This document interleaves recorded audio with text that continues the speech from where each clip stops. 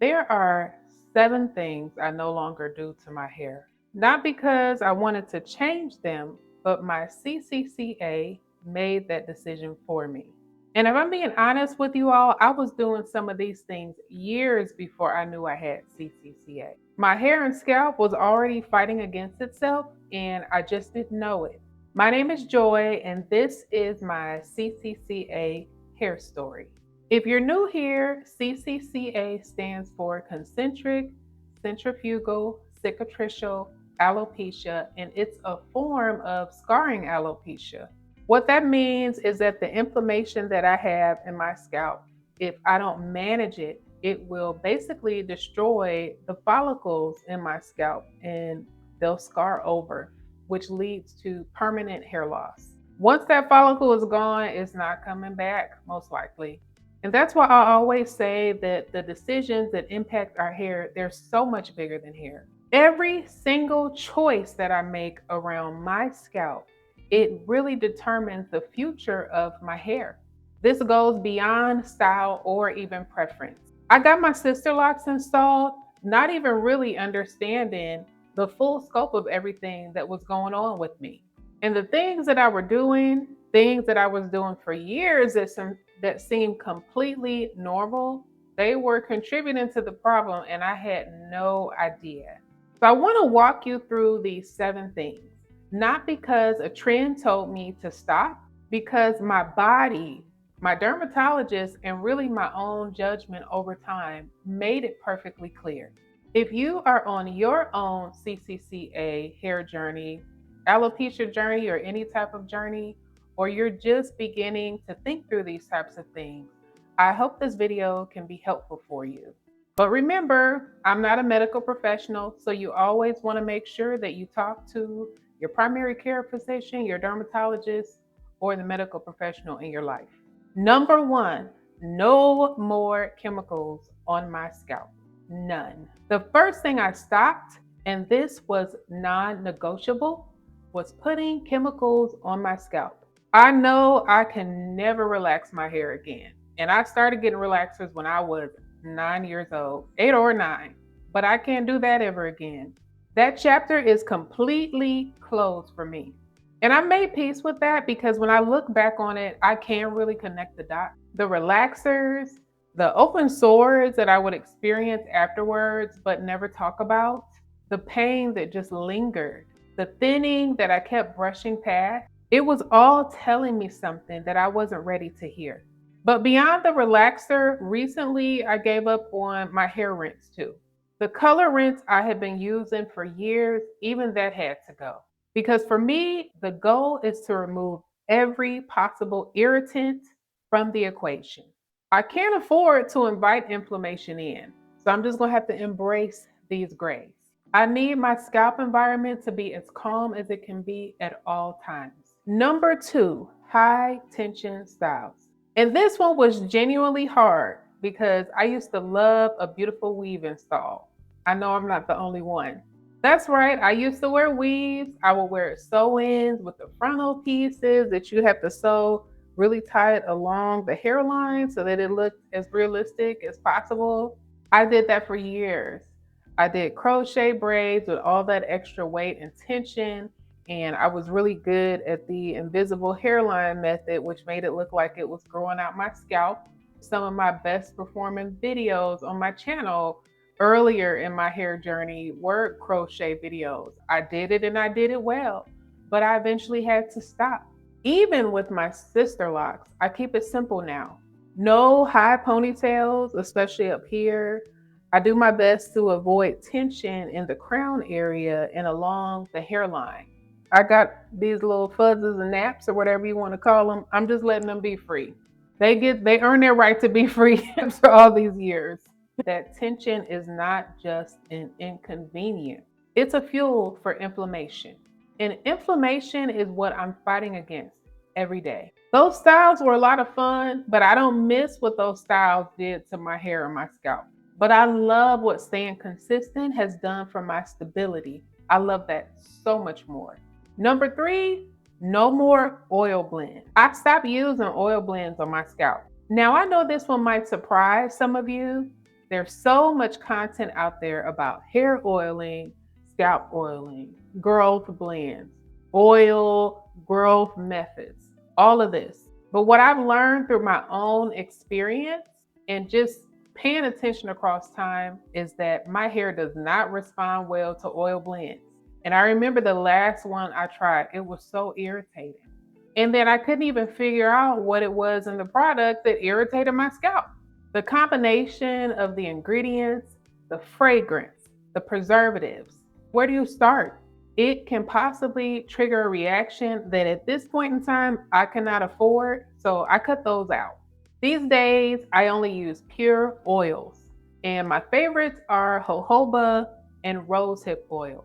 And I have those in my Amazon cart that I'll link in the description if that would be helpful for you. I keep it simple, I keep it clean, and I keep it intentional. And I've learned over time that what works on someone else's lock journey, it may not work on mine. And that's something that I hope you all can always take away from my videos. You can collect ideas, but then you really have to research them for yourself. Speak with your dermatologist, speak with your doctor, do your research and figure it out for yourself. I do really rely on my professionals, my loctician, my dermatologist, my primary care doctor, because they really do keep me together. And I say that all the time, and it's completely true. They help me figure out what my scalp responds to, in addition to me really paying attention for myself. And I hope the same for you all. Now we're right at the halfway point. Number 7 is the one that really did it for me, and it's coming up. It didn't involve changing a product or a style. It required me to change how I listen to my own body. And I'm holding that one. But first, let's get to number 4. Number 4, no skipping dermatology visits. I do not skip my visits, not anymore. I don't know if I ever did. I think I always realized how important it was. Everything hinges on my relationship with my dermatologist.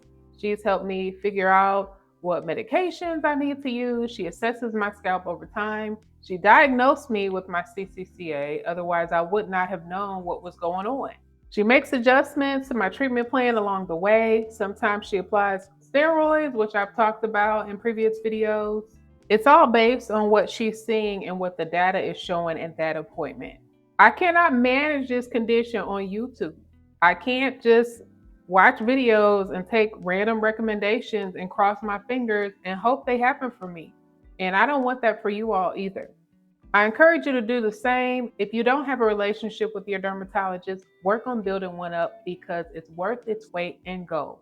Number 5, no going in the sun without a hat. I no longer go in the sun without covering my scalp. Full stop. My scalp is sensitive in a way that I never anticipated before my diagnosis.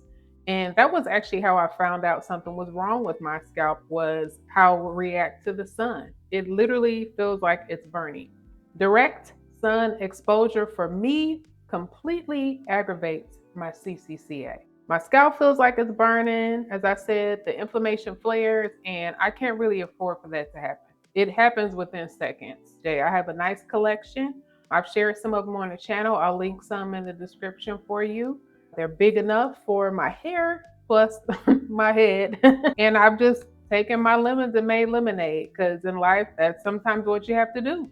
It's become part of my routine, my identity, and my style. And for me, protection, it's not a limitation, it's a form of self-respect. Number 6, no skipping medicated shampoo. I do not skip my medicated shampoo, and I want to be completely clear about that. When I say I can't skip it, I mean I literally cannot skip it.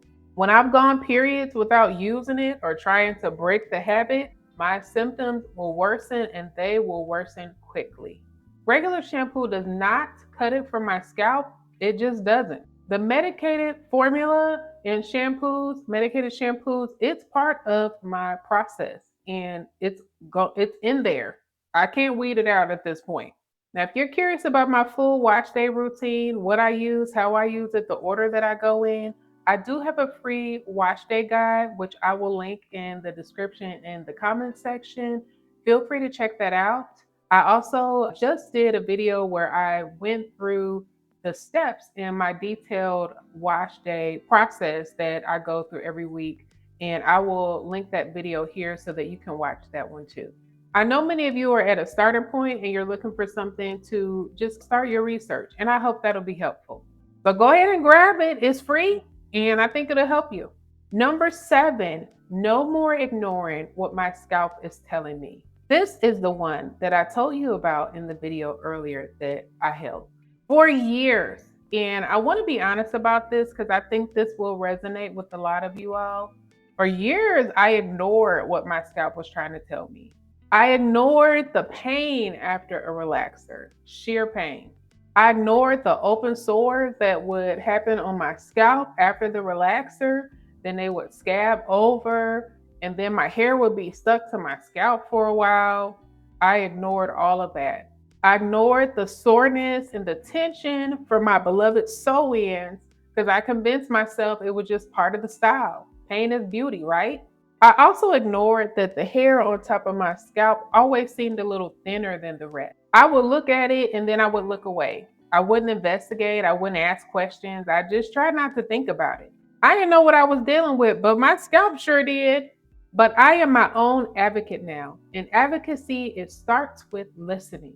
The moment something feels off, I document it, I pay attention, I bring it to my dermatologist, I don't wait and I don't dismiss it. Because early attention and early treatment is everything.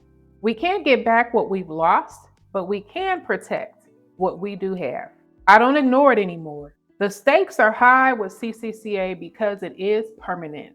The scarring does not reverse. I have learned that. And that reality, as heavy as it is to hold, that fear that honestly can be created right there, is something that motivates me to be consistent. I've had some scarring and I can't undo that. But my CCCA, it is stable right now, and I'm genuinely grateful for that. I've had to just surrender myself to the process. I take it as it comes. I don't know what the future may hold, but I'm still here, I'm still filming, and I'm still grateful. I hope the best for you, whether you're at the beginning of your journey or somewhere in the middle of it. I hear you, and you're not alone because I've been right where you are. If what I'm sharing resonates with you in any way, please do subscribe. And don't forget the free wash day guide is linked below. I'll see you in the next one. Take care of yourselves. Bye.